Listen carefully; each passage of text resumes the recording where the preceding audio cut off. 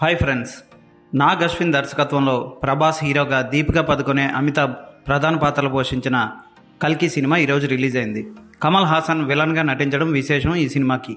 ఈ సినిమా ఎలా ఉందో ఇప్పుడు చూద్దాం. భూమి మీద నివసించే బౌంటీ హంటర్ అంటే హంతకులను పట్టుకునే వేటగాడు భైరవ కాంప్లెక్స్ అనే మరో లోకానికి వెళ్ళి హాయిగా బతకాలనుకుంటాడు. కాకపోతే 1,000,000 యూనిట్స్ ఉంటే తప్ప కాంప్లెక్స్లోకి రానివ్వరు. అయితే కాంప్లెక్స్లోకి వెళ్ళి జీవితాన్ని గడపడం కోసం ఒక అమ్మాయిని పట్టుకొని సుప్రీం యాస్కిన్కి అప్పగిస్తానని భైరవ మాటిస్తాడు. ఆ అమ్మాయి ఎవరు? భైరవ ఆ అమ్మాయిని పట్టుకొని సుప్రీం యాస్కిన్కి ఇచ్చాడా? అసలు ఈ సుప్రీం యాస్కిన్కి ఆ అమ్మాయికి సంబంధం ఏంటి అన్నది సినిమా చూసి తెలుసుకోవాలి. ఈ సినిమా తెలుగు సినిమా చరిత్రలో ఒక అద్భుతం అని చెప్పొచ్చు. ఇప్పటి వరకు రిలీజ్ అయిన తెలుగు సినిమాల్లో ఇంత గొప్పగా విజువల్ ఎఫెక్ట్స్, గ్రాఫిక్స్ వాడిన సినిమా ఏదీ లేదని చెప్పాల్సిందే. బాహుబలి 2లో చాలా గ్రాఫిక్స్ మనకి ఈజీగా తెలిసిపోతూ ఉంటాయి. ఈ సినిమాలో మాత్రం ఎక్కడ మనకి గ్రాఫిక్ అని తెలియదు. అంత చక్కగా తీర్చిదిద్దారు దర్శకుడు, గ్రాఫిక్ డిజైనర్లు కలిసి. దర్శకుడు నాగ్ అశ్విన్ తీసిన విధానం అద్భుతం అని చెప్పొచ్చు. ఫస్ట్ హాఫ్ అంతా ఆ లోకాలని, ఆ పాత్రలని పరిచయం చేసుకుంటూ వెళ్తాడు. స్లో అనిపిస్తున్నట్లు అనిపిస్తుంది, కానీ అక్కడున్న కొత్త కొత్త వింతలను చూస్తూ మనం ఆ లోకంలోకి వెళ్ళిపోతాం. సెకండ్ హాఫ్కి వచ్చేసరికి హీరోని ఎలివేట్ చేస్తూ కొన్ని అద్భుతమైన సీన్లు ఇచ్చాడు నాగ్ అశ్విన్. ఈ సీన్లు వచ్చినప్పుడు స్వతహాగా రాజు అయిన ప్రభాస్ వాళ్ళ ఫ్యాన్స్ కూడా రాజుల క్యాస్ట్కి సంబంధించిన వాళ్ళే ఉంటారు. ప్రభాస్ని ఒక రాజుగా అద్భుతమైన పాత్రలో చూపించేసరికి వాళ్ళందరికీ ఉత్సాహం రెట్టింపు అవుతుంది. అద్భుతంగా తీశాడు నాగ్ అశ్విన్. ఒక రకంగా చెప్పాలంటే నాగ్ అశ్విన్ ఎలాంటి సినిమా అయినా తీయగలడని నిరూపించుకున్నాడు ఈ సినిమాతో. రాజమౌళి కంటే చాలా బాగా తీశాడని చెప్పొచ్చు. ఇక ఈ సినిమాలో చాలా మంది సినీ ప్రముఖులు గెస్ట్ పాత్రలో కనబడతారు. అవన్నీ సరదాగా కథలో మిళితమై వెళ్ళిపోయే పాత్రలే. ప్రభాస్ తన పాత్రని చాలా బాగా పోషించాడు. ఆ పాత్ర ఇంగ్లీష్ పిక్చర్ థార్ సినిమాలో హీరో పాత్రలా ఉంటుంది. అప్పుడప్పుడు కామెడీ చేస్తూ, అప్పుడప్పుడు ఫైట్లు చేస్తూ, చక్కగా నవ్విస్తూనే అందరినీ అలరించాడు యాక్షన్ తో ప్రభాస్. ఫైట్స్ అదిరిపోతాయి. ముఖ్యంగా అమితాబ్, అశ్వత్థామ, భైరవ మధ్య వచ్చే ఫైట్ అదిరిపోతుంది. అలాగే క్లైమాక్స్ ఫైట్ ఓహో అనిపిస్తుంది. ఇక అమితాబ్ గంభీరంగా సినిమా అంతా దీపికతో పాటు నిలబడి ఆ పాత్రకి హుందాతనం తెచ్చాడు. అశ్వత్థామ అంటే ఇతనేనా, ఇలాగే ఉంటాడా అన్నట్లు అద్భుతంగా చేశాడు ఆయన.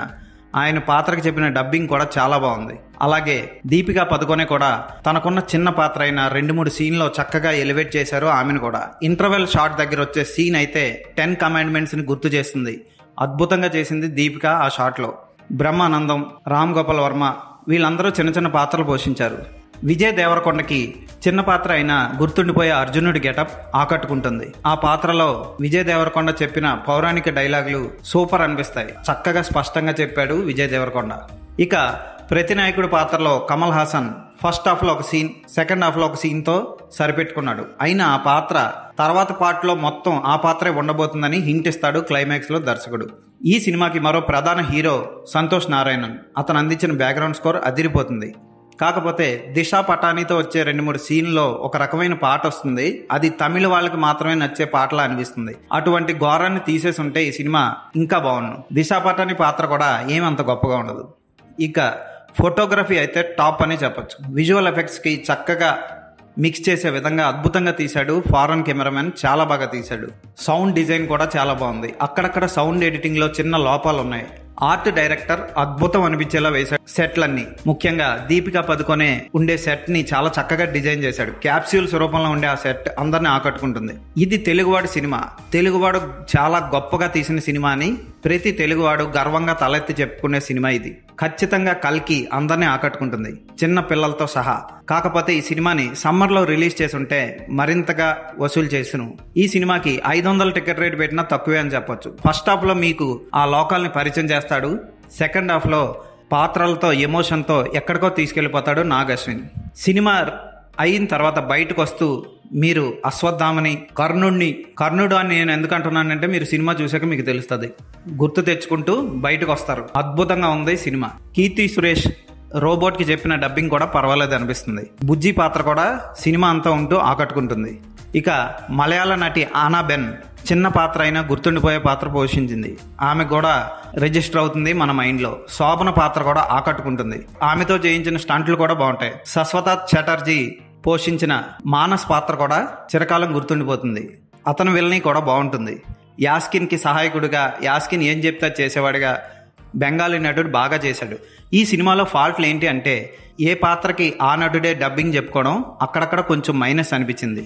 శాశ్వత చటర్జీ డబ్బింగ్ కానీ, ఆనా బెన్ డబ్బింగ్ కానీ తెలుగు పదాలు సరిగ్గా ఎక్కడ సాగదీయాలో ఎక్కడ తగ్గించాలో తెలియకుండా మాట్లాడడం వల్ల నెట్ఫ్లిక్స్లో వచ్చిన ఇంగ్లీష్ తెలుగు డబ్బింగ్ సినిమాల్లో అనిపిస్తాయి అక్కడక్కడ కొన్ని డైలాగులు. చాలా పాత్రల డబ్బింగ్ అలాగే ఉంది ఈ సినిమాలో. ప్రభాస్తో పలికించిన కొన్ని కామెడీ డైలాగులు ఆకట్టుకుంటాయి. ఈ సినిమాకి నేను ఇచ్చే రేటింగ్ 5/5.